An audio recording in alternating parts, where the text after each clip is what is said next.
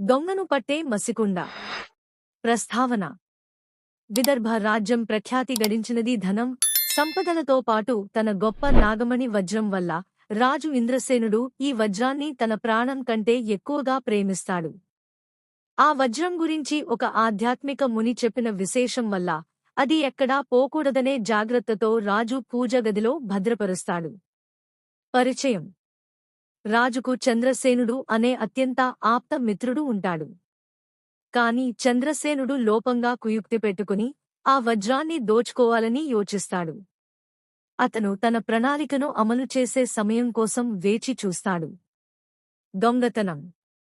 ఒక రాత్రి అందరూ నిద్రలో ఉన్నప్పుడు చంద్రసేనుడు వజ్రాన్ని దొంగిలించి ఒక రహస్య ప్రదేశంలో దాచిపెడతాడు.